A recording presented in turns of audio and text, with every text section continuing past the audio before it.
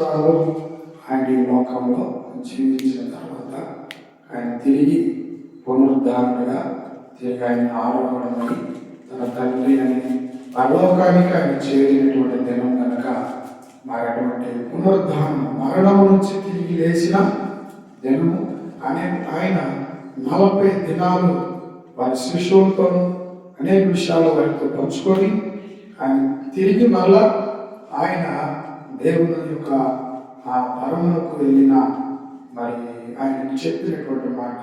అందుకని ఈ దినము పునరుద్ధాన దినము. దేవునికి స్తోత్రం. కనుక అందుకని మనము మంచి దినములు అని ఈరోజు మంచిది అంటాం. మరి కొందరికి ఈ దినము చాలా పోగొట్టుకుంటూ ఉన్నారు.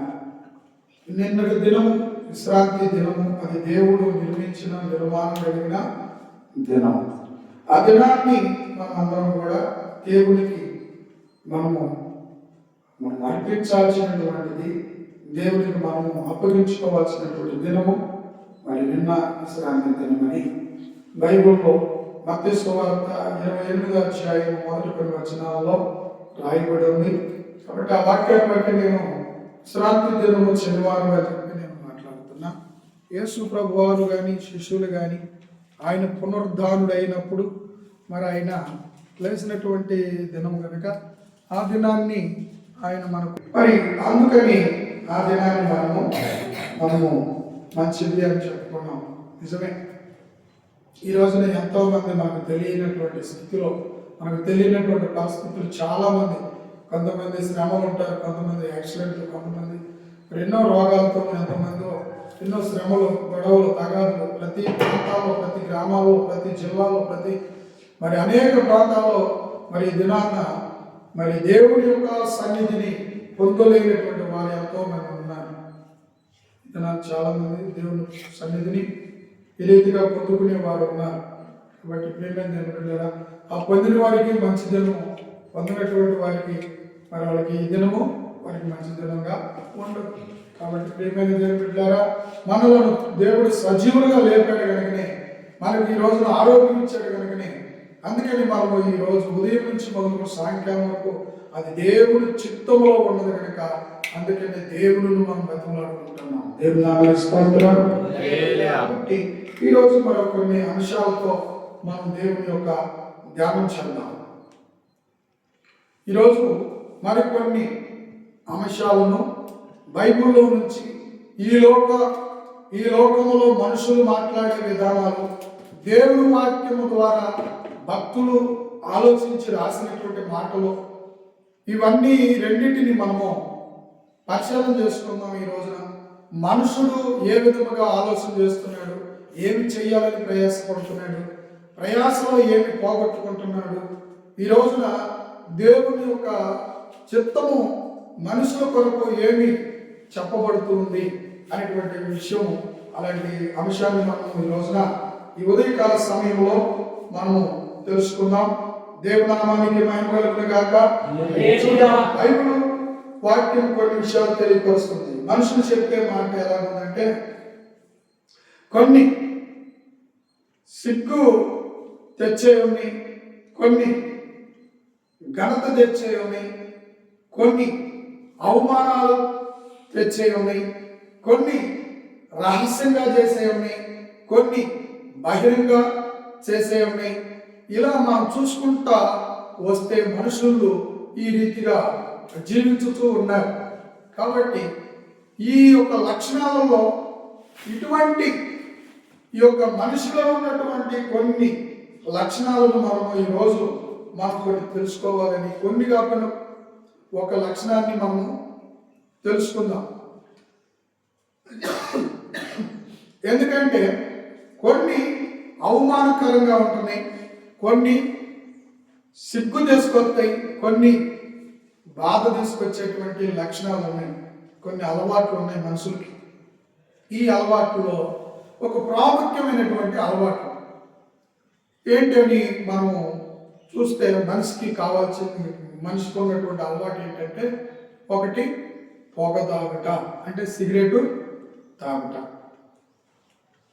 ఇది మంచిదంటారా చెడుదంటారా? సిగరెట్, చుట్ట, బీడి, ఈ మూడు వస్తువులు మంచిదంటారా చెడ్డదంటారా? క్రైస్తవులు అయితే అది మంచిది కాదండి అంటారు. తాగేవారు ఏమంటారు? మంచిదేనండి, మనిషికి ఆరోగ్యమేనండి అంటారు. ఘంటసాల గారు మనకు తెలీదు, మీకేం తెలిసినామో కానీ సినిమా యాక్టర్ అయినటువంటి ఘంటసాల గారు సొట్ట తాగేవాడంట. బాలుగా పెట్టిందంట.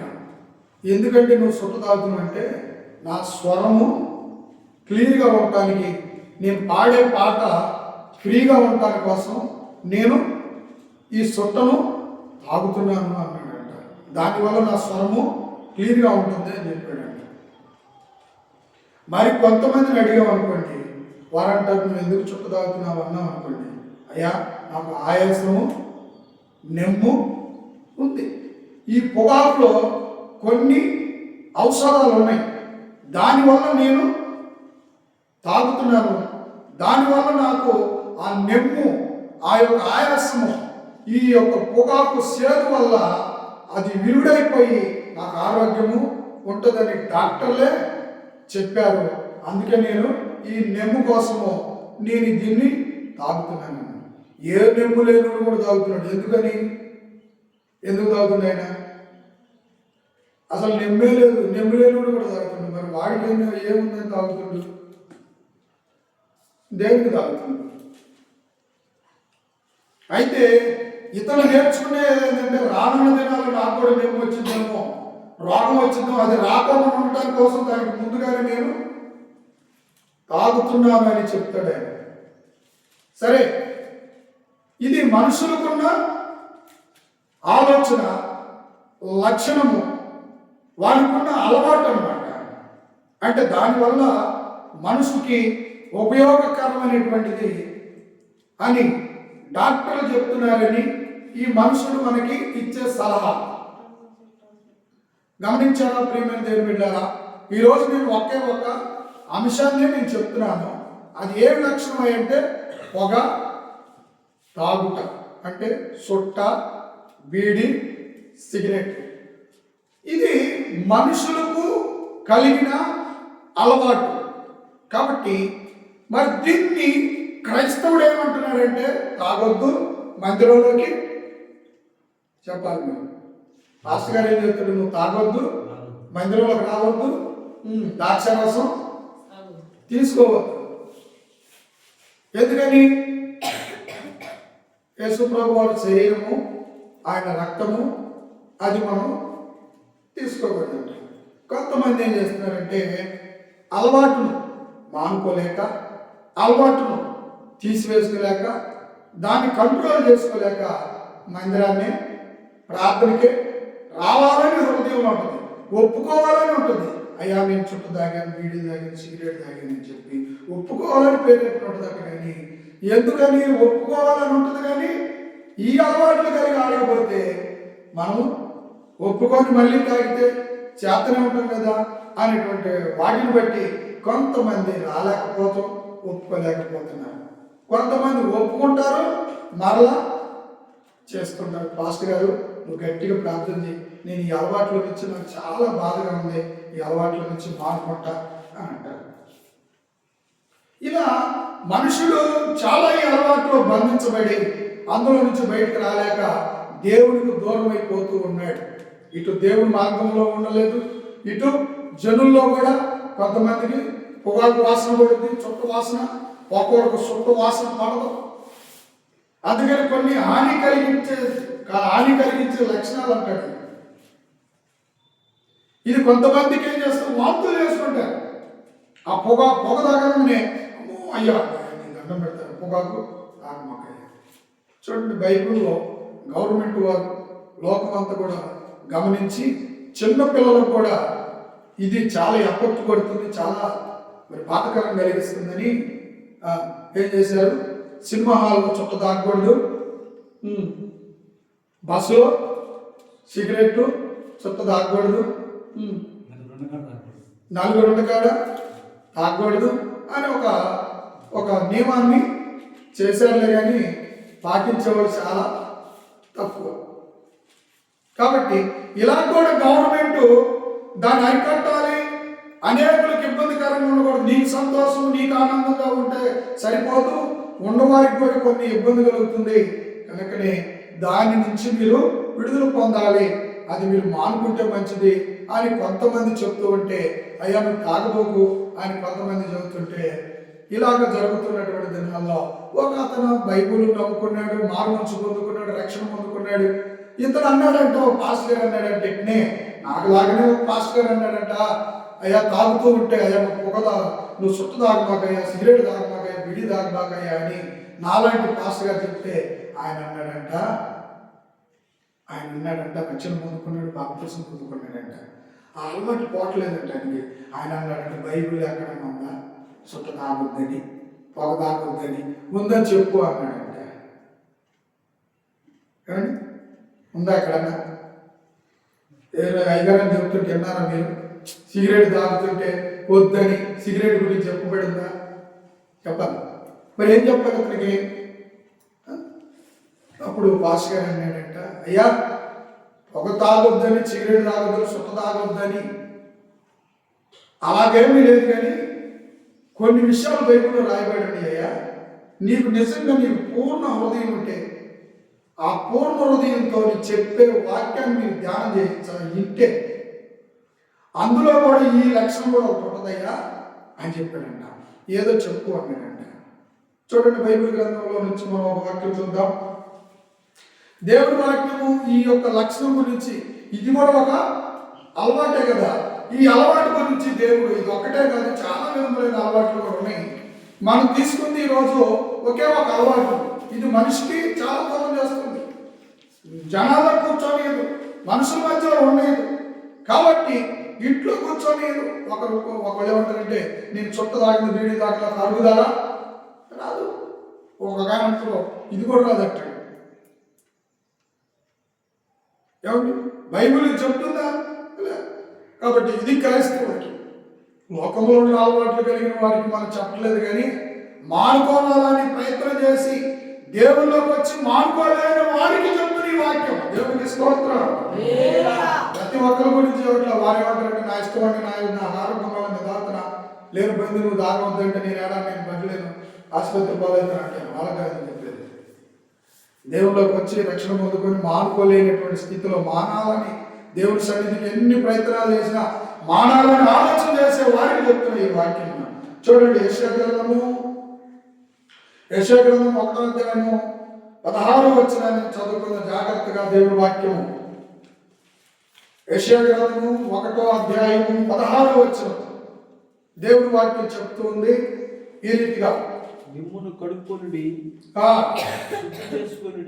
మిమ్మలను కడుక్కోండి, శుద్ధి చేసుకోండి, మీ దుష్టక్రియలను నాకు కనపడకుండా వాటిని తొలగించుకోండి, కీడు చేయటం మానుకోండి, మేలు చేయటం నేర్చుకోండి. దేవునికి స్తోత్రం. ఏం చేయటం నేర్చుకోవాలా? తండ్రిని నేర్చుకున్నాడు, తల్లి నేర్చుకుంది, బిడ్డలు నేర్చుకుంటున్నారు. ఏ అలవాటు నేర్చుకుంటున్నారు? మనమే రూపాయి ఇచ్చి, 10 రూపాయలు ఇచ్చి, 100 రూపాయలు ఇచ్చి, 5 రూపాయలు ఇచ్చి ఏం చేయాలనుకున్నాను అనుకోండి, ఒక రూపాయి నువ్వు కొనుక్కొని నాకు ఆ వస్తువు తీసుకున్నా అంటాను. వాడు ఏం చేస్తున్నాడంటే రోజు వెళ్ళిపోతా ఉంటాడు, తీసుకొచ్చి ఇస్తా ఉంటాడు. వాడికి ఏం కావాలి? రూపాయి కావాలి తినడానికి. నీకు ఏం కావాలంటే తీసుకొస్తాడు. ఆ తర్వాత రానున్న దినాల్లో తన వయసు వచ్చే కొద్దిగా ఆలోచన వచ్చేసింది, మా నాన్న పదే వస్తువు తీసుకురామంటూ ఇందులో ఏముంది? ఆ విధంగా పిల్లలు ఏమవుతున్నారు? పిల్లలు కూడా ఆ యొక్క అలవాట్లోనికి వెళ్ళిపోయి చెడిపోతున్నారు. కనుక అందుకని దేవుని వాక్యము పొగ చుట్ట అని చెప్పలేదు, కానీ కొన్ని అలవాట్లు అది హానికరము, కొంతమందికి ఇబ్బందికరం కలిగించే అలవాట్లను మీరు తొలగించుకోండి. దేవునికి స్తోత్రం. ఎందుకు తొలగించుకోవాలి అని మనం అడిగితే, క్రైస్తవుడిగా పుట్టిన మనకు పూర్వకాలంలో కొన్ని అలవాట్లు ఉన్నాయి. ఆ అలవాట్లను క్రీస్తులోనికి వచ్చిన తర్వాత కొన్ని మార్చుకోవాల్సిన పద్ధతులు మనకు ఉన్నాయి. అది క్రీస్తే మనకి మార్చడం, మనం కూడా వాటిని మార్చుకోవాలి. అది క్రీస్తు దేవుడు చెప్పలేదు, దేవుడి వాక్యం తాగమని చెప్పలేదు కనుక మనం కూడా దేవుడిలోనికి వచ్చే మనము మార్చుకోవడానికి ప్రయత్నం చేయాలి. చూడండి, మరొక వాక్యము మనకు తెలియపరుస్తుంది. అపోస్తలుడైనటువంటి పౌలు గారు కూడా కొన్ని విషయాలు మాట్లాడుతున్నాడు. 2 కొరింథీయులకు రాసినటువంటి పత్రిక అండి 5:17 చూద్దాం. ఇక్కడ కూడా కొన్ని విషయాలను మరి పౌలు గారు కొన్ని తెలియపరిచాడు. కొరింథీలో ఉన్నటువంటి సంఘానికి పౌలు గారు కొన్ని విషయాలను తెలియపరుస్తూ ఉన్నాడు. చూద్దాం. 2 కొరింథీయులకు రాసినటువంటి పత్రిక 5:17 కాగా ఎవడైనను క్రీస్తునందున్న ఎడల వాడు నూతన సృష్టిని, పాతవి గతించును, ఇదిగో కొత్తగా ఆయను సమస్తమును దేవుని వలనైనవి ఆయన మనలను క్రీస్తు ద్వారా తనతో సమాధానపరచుకొని ఆ సమాధానపరచు పరిచర్యను మాకు అనుగ్రహించెను. దేవునికి స్తోత్రం. దేని కొరకంట? దేని కొరకని పౌలు గారు చెప్తున్నాడు? మనము నూతనగా పాతవి గతించుకోవాలి, కొత్తగా జీవించాలి. నూతనమైనటువంటి మనకు ఒక కుమారుడు తల్లి గర్భంలో ఉండగా ఒక నూతనమైనటువంటి కుమారుడిగా ఉంటాడు. ఆ కుమారుడు తల్లి గర్భం నుంచి బయటకు వచ్చిన తర్వాత తన జీవితం ఎలా ఉంటుందంటే చాలా పర్ఫెక్ట్గా ఉంటుంది. అలాగా జన్మించబడినటువంటి వాడిగా ఉండాలి అని పౌలు గారు చక్కనటువంటి మాటలను, నీవు పాత జీవితం నీలో ప్రభు యేసును నమ్మనటువంటి స్థితిలో ఉన్నప్పుడు, క్రీస్తులోనికి రానప్పుడు, నువ్వు మందిరంలోనికి రానప్పుడు నీకున్న పాత అలవాటును వాటిని ఏం చేయాలంటున్నాడు? అలవాటుని ఏం చేయాలంట? ప్రయత్నం చేసుకోవాలి, తీసివేసుకోవాలని. దాని గురించి మనము ప్రార్థనాపూర్వకంగా, ఉపవాసపూర్వకంగా, పట్టుదలతోనూ పోరాడాలి. దేవునికి స్తోత్రం. రాత్రి మనం ఒక మాట చదువుకున్నాం. ఏమన్నాడు? పోరాడాలి. ఎట్లా పోరాడాలంట? నియమము కలిగి పోరాడితే మనం గెలుస్తాం. మనకు ఒక నిబంధన కలిగి ఉండాలి.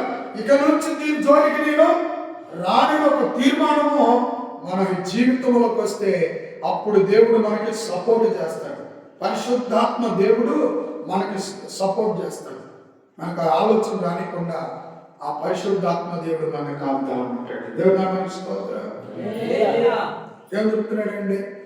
నీకు పాత అలవాట్లు ఉన్నాయి, అది నూతనగా నీవు మార్చబడాలి, నూతనగా మార్చబడాలి. అందుకని యేసు ప్రభు వారు మరి ఆయన దగ్గరికి నికోదేము వచ్చినప్పుడు అంటాడు.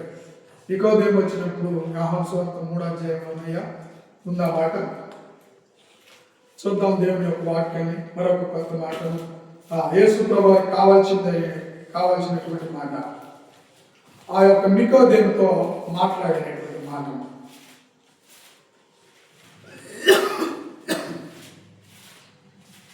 మూడో అధ్యాయం అనుకుంటా. అందుకు నికోదేము అందుకు యేసు అతనితో ఒకడు కొత్తగా జన్మించితే కానీ అతడు దేవుని రాజ్యము చూడలేడని నీతో నిశ్చయముగా చెప్పుచున్నాను. దేవుడికి స్తోత్రం. ఎలా జన్మించాలంటున్నాడు? 3:3 అందుకు యేసు అతనితోను ఒకడు కొత్తగా జన్మించితేనే గాని అతడు దేవుని రాజ్యములో చూడలేడని నీతో నిశ్చయముగా చెప్పుచున్నాడు. అలవాటులు పాతవి కానీ అది గతించిపోకుండా మనలో నుంచి పోకుండా ఉంటే కొత్తగా మనం జన్మ చూడదు. ఒక మొక్క ఉందండి, విత్తనం పెట్టాము, అది మొలిసేటప్పుడు చాలా నమ్మకం ఆడుతూ ఉంటుంది, కొత్తగా ఉంటుంది మొక్క. చూడాలని దానికోసం ఎంతో త్యాగం చేస్తాం. ఒక బిడ్డ పుట్టినప్పుడు ఆ బిడ్డని ఎంతో ముద్దులు పెట్టుకుంటాం, ఎంతో సంతోషిస్తాం, ఎంతో ఆనందిస్తాం. ఎందుకంటే ఆ బిడ్డకు ఉన్నటువంటి అందాన్ని చూసి, ఆ చిన్న బాబుని చూసి మనం ఎంతో సంతోషిస్తూ ఎంతో ప్రేమిస్తూ ఉంటాం. కాబట్టి యేసయ్య కూడా నీవు కొత్తగా జన్మించాలి, నీకున్న అలవాట్లన్నీ కూడా పాతదాన్ని తీసివేసుకుని కొత్తగా నీవు జన్మించాలి. అది ఎవరిలో? క్రీస్తులోనికి వచ్చిన తర్వాత, క్రీస్తుని నువ్వు నమ్మిన తర్వాత, ఆయనలో నాకు ఈ అలవాట్లు వద్దు, ఆయన నాకు కావాలనుకున్నప్పుడు నీవు కొత్తగా మారితే అని చెప్పి నికోదేముతో దేవుడు చెప్తూ వచ్చాడు. యేసు ప్రభువు చెప్పాడు. ఎఫెసీయులకు రాసిన పత్రిక చూద్దామండి, మరొక మాట మనం చూద్దాం. మరి ఈ అలవాట్ల వల్ల మనం దేవునికి ఎంత దూరం పోతున్నాం? ఎఫెసీయులకు రాసిన పత్రిక అపోస్తలుడైన పౌలు గారు ఎఫెసీయులలో ఉన్న సంఘంలో ఉన్నటువంటి కొందరికి ఈ మాటలు కూడా తెలియపరిచినటువంటి మాటలు ఒక మాట మనం తీసుకుందాం. 2వ అధ్యాయం 10వ వచనం, ఎఫెసీయులకు రాసిన పత్రిక అండి. మరియు వాటి యందు మనము నడుచుకొనవలెనని దేవుడు ముందుగా స్థిరపరిచినటువంటి సత్క్రియలను చేయుటకై మనము క్రీస్తు యేసునందు సృష్టింపబడిన వారిమై ఆయన చేసిన పనివారం కాబట్టి మునుపు శరీర విషయములో అన్యులై ఉండి శరీరమందు చేతితో చేయబడిన సున్నతి గలవారు అనబడిన వారి చేత సున్నతి లేని వారి వలె కనబడిన మీరు ఆ కాలమందు ఇశ్రాయేలీయులతో సహపౌరులు కాక పరదేశీయులు వాగ్దాన నిబంధనలను పరజనులను నిరీక్షణ లేని వారిగా లోకమందు దేవుడు లేని వారయుండి క్రీస్తుకు దూరస్తులయుండిరని. అదిగో చూడండి, ఏమై ఉన్నారంట? క్రీస్తుకు దూరస్తులయుండిరని. కొన్ని అలవాట్లు ధర్మశాస్త్రం రాకముందు ఇశ్రాయేలు ప్రజలు అలాంటి విషయాలను మార్చుకోక క్రీస్తుకు దూరస్తులై ఉన్నారని పౌలు గారు ఎఫెసీయులలో ఉన్న క్రైస్తవులకు తెలియపరుస్తూ ఉన్నాడు. ఇశ్రాయేలు ప్రజలకి ప్రియమైన బిడ్డలారా, అలాగ దూరమైపోయారు. కొన్ని శరీర కోరికలు, శరీర ఆలోచన అలవాటులను బట్టి అలాగా క్రీస్తుకు దూరమైపోయి ఉన్నారు. ఏ అలవాటు మనలను క్రీస్తుకు దూరం చేస్తుందో అది మనము తెలుసుకోవాలి. అలా తెలుసుకుంటే ఆ అలవాటు నుండి మనము విడిపించగలుగుతాము అని దేవుని యొక్క వాక్యము సెలవిస్తూ ఉంది. మరొక మాటను మనం చూద్దాం. రోమీయులకు రాసిన పత్రిక 6వ అధ్యాయం 16-20వ వచనం వరకు ఇక్కడ కొన్ని మాటలు పౌలు గారు రోమీయులలో ఉన్న వారికి తెలియపరుస్తూ ఉన్నాయి. చూద్దాం దేవుని యొక్క వాక్యము. రోమీయులకు రాసిన పత్రిక 6వ అధ్యాయం 16-20వ వచనాన్ని చూద్దామండి. లోబడుటకు దేనికి మిమ్మల్ని మీరు దాసులుగా అప్పగించబడుదురు. అది సావు నిమిత్తము పాపమునకే గాని నీతి నిమిత్తముగా విధేయతకే గాని దేనికి మీరు లోబడుదురో దానికి దాసులవుదురని. అది దేనికి లోబడతామంట? కొంతమంది తాగటానికి లోబడి వారి జీవితాన్ని దానికే అంకితమైపోయింది. బీడీలు తాగేవారికి అదే అంకితమైపోయింది. కాబట్టి తాగేవారికి అదే అలవాటు అయిపోయింది, తినేవాడికి తినే అలవాటు. శరీరముకు ఏది దేనికైతే అలవాటు అయితో, ఏదైతే మనం ఈ శరీరానికి అలవాటు చేస్తామో అది తిన్నదాకా, తాగిందాకా, తృప్తి పొందిందాకా, అనుభవించిందాకా ప్రాణం ఆ శరీరం అంట తక్కలు ఆడుతూ ఉంటుందట, తొందరపడుతూ ఉంటుందట, ద్వేషించుతూ కోపపడుతూ ఉంటుందట. దానికి బానిస అయిపోయింది. ఏ అలవాటుకైతే ఈ శరీరం అలవాటు అయిపోయిందో దానికే మీరు బానిసలు అయిపోయారని చెప్తూ వచ్చాడు. ప్రేమను దేవుని బిడ్డలారా, మన ప్రార్థనకు అలవాటు అయిపోయినాం అనుకోండి, నిజంగా ప్రార్థన చేసేవారు, నిజంగా దేవుల్లో మరి రక్షణ పొందుకొని మారు మనసు పొందుకొని సున్నత పొందినటువంటి వారుగా ఉండి, ఆనాటి దినాల్లో సున్నత పొందిన వాళ్ళు అలవాట్లు మార్చుకోలేకపోయారు, క్రియలు మార్చుకోలేకపోయారు, ఆ యొక్క లక్షణాలు మార్చుకోలేకపోయారు, పద్ధతులు మార్చుకోలేకపోయారు. అందుకని పౌలు గారు చెప్పుకుంటూ వచ్చాడు, క్రీస్తునందు ఇవన్నీ కూడా ఉపయోగం లేదు, అలవాట్లు మార్చుకుంటేనే మన పరలోకములో మనము చేరగలము అనేటువంటి గొప్ప సందేశాన్ని తెలియపరుచుకుంటూ వచ్చాడు. దేవునికి స్తోత్రములు. అందుకని ఇక్కడ దేనికి మీరు అలవాటు అవుతారో అదే అలవాటు అయిపోద్ది. మీరు ప్రార్థనకు అలవాటు అయితే ప్రార్థనే. ప్రతి విషయాల్లో మనం ఆలోచన చేసుకుంటే శరీరాన్ని కొన్ని విషయాల్లో వాటికి అలవాటు చేయకుండా కంట్రోల్ చేసుకునేటువంటి ఆలోచన కలిగి క్రీస్తుకు దగ్గరగా ఉండాలనే ఒక ప్రయాసము, ఆ ప్రయత్నాలు మనం చేయాలనేది దేవుడు వాక్యం చదివిస్తూ ఉంది. మరొక మాటను మనం చూద్దాం. యాకోబు రాసిన పత్రిక అండి 4:17 కూడా యాకోబు గారు చెప్తున్నటువంటి మాటను మనం చూద్దాం. 4:17 అండి, చూడండి దేవుని వాక్యము. దేవుని వాక్యం చూద్దాం. 4:17 కాబట్టి మేలైనది చెయ్యనెరిగియుండి అలాగు చెయ్యని వారికి పాపము కలుగును. చూసారా, ఎవరికంట ఈ చెప్పినట్టుగా రక్షణ పొందుకొని మారు మనసు పొందుకొని ప్రభు సన్నిధిలో నడుచుకుంటూ చెప్పే వాక్యమును విని వాటి యందు లక్షణాలు, వాటి యందు దాని యొక్క అలవాటు నుండి, ఆ కోరికల నుండి, ఆ ఆలోచన నుండి, శరీర ఇచ్చల నుండి విడిపించుకోకుండా ఉన్న వారికి ఏం జరుగుతుందంట? ఏం జరుగుతుందని చెప్తున్నాడు? పాపము కలుగుద్ది. 13 ఏం చెప్తున్నాడు? 4:13 నేడైనను రేపైనను ఒకానొక పట్టణములో వెళ్ళి అక్కడ ఒక సంవత్సరం ఉండి వ్యాపారం చేసి లాభము 13 లాభము సంపాదించు మరంటే చెప్పుకుని వారులారా, రేపేమి సంభవించును మీకు తెలియదు. మీ జీవనోపాయము మీ జీవము ఏ పాటిది మీరు కొంతసేపు కనబడి అంతలోనే మాయమయ్యే ఆవిరి వంటి వారై ఉన్నారు. మనం అనుకోవచ్చు, ఇక్కడ కాబట్టి గోపురు బ్రతుకుదాం, మన అలవాట్లు ఇక్కడ ఎందుకు అక్కడే పోయి చూసుకుందాం. ఇవి రహస్యంగా చేస్తూ ఉన్నారు.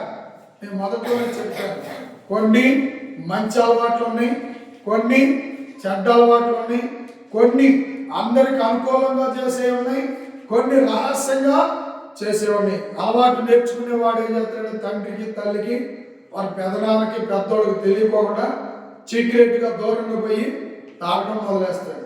అది సిగరెట్ కావచ్చు, బీడీ కావచ్చు, లేకపోతే మందు కావచ్చు, వాటర్ కావచ్చు.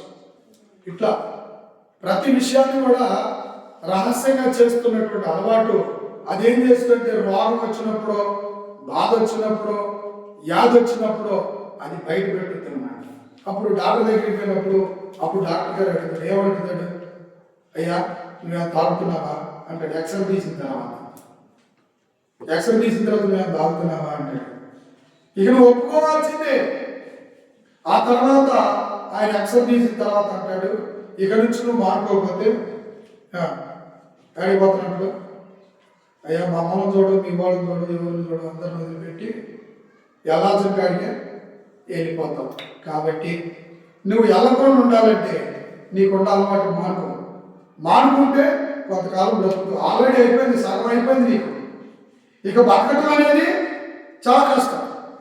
ఈ కష్టంలో నువ్వు బ్రతకాలంటే దేవుడు కరుణించి, దేవుని ఇష్టమయ్యి, దేవుడు ప్రేమించి నిన్ను కొంతకాలం బ్రతికించాలి. ఎందుకంటే 70లో సగం అయిపోయింది. ఇంకెంతుంది? 70లో సగం చేసుకుంటే శేషోగం చెప్తే మనిషికి ఆయుష్ అంతా 70 సంవత్సరాలు 80 సంవత్సరాలు 80 రెండు చేస్తే 40 సంవత్సరాలు అయిపోయింది. ఇక ఎన్ని సంవత్సరాలు ఉన్నాయి? 40 సంవత్సరాలు. ఈ 40 సంవత్సరాలు నువ్వు బ్రతకాలి అంటే మంచి పనులు చేయడానికి ఇష్టపడు. నీ శరీర కోరికలను ఏం చేయాలి? సంపాలి. ఒకదాంతో పోదు, అనేక అలవాట్లు మనలోకి వచ్చేస్తాయి. సిగరెట్ కాదు, ఆ తర్వాత ఇంకోటి వస్తుంది. కాబట్టి మొదట్లోనే దాన్ని కంట్రోల్ చేస్తే చెడు అలవాట్లు మనలోకి రావు. కాబట్టి ఈ విషయాలు క్రీస్తు యేసు నందు కలిగినటువంటి మనకు దేవుడి వాక్యం ద్వారా తెలియపరచబడిన మాట.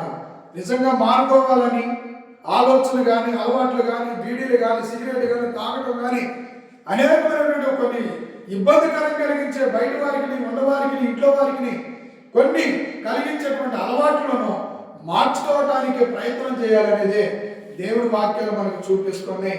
దేవుని వాక్యం మన జీవితాల్లో గొప్ప మేలు చేసిన కాక దేవునికి స్తోత్రం.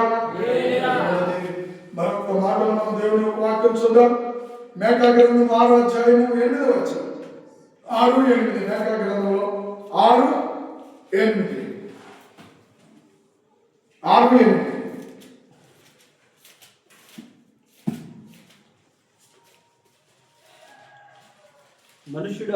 మనుషుడా ఏది ఉత్తమమో అది నేను నీకు తెలియజేస్తున్నా.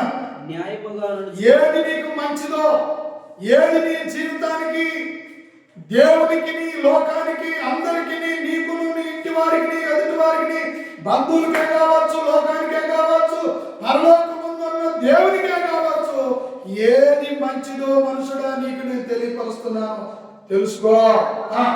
న్యాయముగా నడుచుకొనుము, కనికరము ప్రేమించుము, దీన మనసు కలిగి దేవుని ఎదుట ప్రవర్తించుటయే కదా దేవుడు నిన్ను అడుగుచున్నాడు. దేవునికి స్తోత్రం.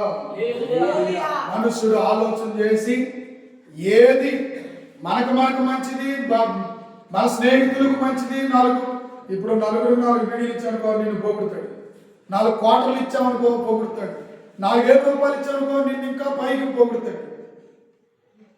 ఏమి ఇవ్వకపోతే నీ జోలిగా అసలు నీ గురించే చెప్పుకోడు. కనుక నీకున్న అలవాట్లు మానుకో. నువ్వు చెడేది కాక నలుగురు చెడగొట్టమాక, ప్రయత్నం చేయి. కాబట్టి దేవునికి నీ అలవాట్లు దేవునికి కూడా ఇష్టం కాకుండా ఉన్నాయి. అందుకని మనుషుడా నేను ఏది మీకు ఉత్తమమో, ఏది మంచిదో, ఏది మేలో, ఏది నీకు మంచిగా ఉండదో న్యాయముగా ఈ లోకంలో ఉన్నప్పుడు నడుచుకో. దేవునికి స్తోత్రం. కనికరం కలిగి ఉండము. తిట్టిన వాడిని తిట్టొద్దు, కొట్టిన వాడిని కొట్టొద్దు, దూషించిన వాడిని దూషించొద్దు.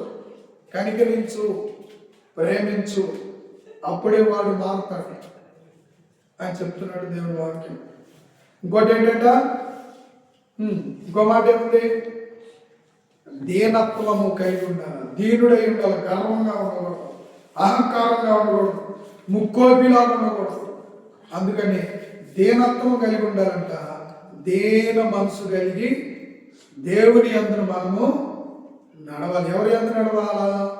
దేవుని యందును భయభక్తులు కలిగి మనం దీనత్వం కలిగి ఉండాలంట. దేవునికి స్తోత్రం. ఇది క్రైస్తవుడికి కావాల్సిన లక్షణాలని దేవుని వాక్యం చదివిస్తుంది. అలాగా మనుషుడు మార్చుకుంటే పరలోకానికి వెళ్తారు, దేవుని రాజ్యమునకు వారి స్వతంత్రులు అవుతారు. దేవుడి యొక్క వాక్యము దేవుడు దీవించిన గాక. దేవునికి స్తోత్రం. అందరూ లేచి నిలబడదాం.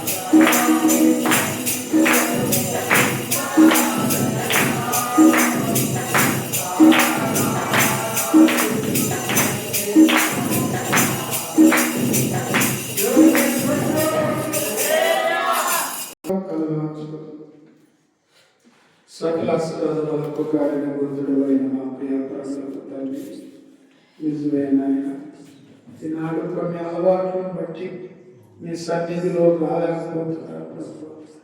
మీ సన్నిధిలో నడిచే వాళ్ళు కూడా కొన్ని అలవాట్లు ఉన్నాయి, వాటిని మార్చుకోలేకపోతున్నారు. కాబట్టి మీ వాక్యం సెలవిస్తుంది, ఈ అలవాట్లను మార్చుకోవాలంటే ప్రభు నీ రాజ్యం కోసమే దేవా నూతన సృష్టిలోనికి రావాలని, నూతన కృపగా మార్చబడాలంటున్నారు ప్రభు. నిజమే, శరీర ఇచ్చలను శరీర కోరికలను తీసివేసి పాతని గతించి కొత్తగా స్వీకరించాలని ఈ వాక్యం సెలవిస్తుంది ప్రభు. నిజమే, మాలో ఏ అలవాటు మమ్మలను అయ్యా అవమానపరుస్తుందో, ఏ అలవాటు మమ్మలను జనాలను దూరం చేస్తుందో నాయన, ఈ లోకంలో మమ్మల్ని వేరుపరుస్తూ ఉన్నదో ఆ అలవాటు నుండి మమ్మలను తొలగించి మాకు నూతనమైన మంచి అలవాట్లను మాకు అనుగ్రహించండి. నూతనంగా మార్చండి, కొత్తగా జన్మించి మీలో అయ్యా నడిచే భాగ్యాన్ని ధరించండి. నీ వాక్యం ద్వారా నేను చదువుకొని ఉన్నాం. ప్రతి ఒక్కరూ కూడా ప్రభా ఈ వాక్యాన్ని ఆలోచించి మా హృదయాలలో క్రీస్తు కొరకు మేము సమర్పించుకునే వారిగా మమ్మల్ని దయచేసి నడిపించడం యేసు పరిశుద్ధ నామములో ప్రార్థన చేస్తూ ఉన్నాము తండ్రి. ఆమేన్. ఆమేన్. దేవునికి స్తోత్రం. మా తండ్రి, నీ నామము పరిశుద్ధపరచునుగా, నీ రాజ్యము మాకు వచ్చునుగా, నీ చిత్తం పరలోకమందు నెరవేరినట్లు మనదిన ఆహారం మాకు నేటి దయచేయి. మా అపరాధములు చేసిన వారిని క్షమించిన ప్రకారం మా అపరాధములు మీరు క్షమించి శోధనలోనికి తేక దుష్టు నుండి తప్పించి, ఎందుకనగా రాజ్యము శక్తి నిరంతరమైన తండ్రి, తండ్రి యొక్కయు కుమారుని యొక్కయు పరిశుద్ధాత్మయు అన్యున్న సహవాసం మనకి సహవాసాన్ని సంఘానికి సర్వలోక పరిశుద్ధులకు దేవుని సన్నిధి సదాకాలం తొడగిని దీవించి ఆశీర్వదించునుగాక. ఆమేన్. ఆమేన్. దేవునికి స్తోత్రం. అందరికీ వందనాలు.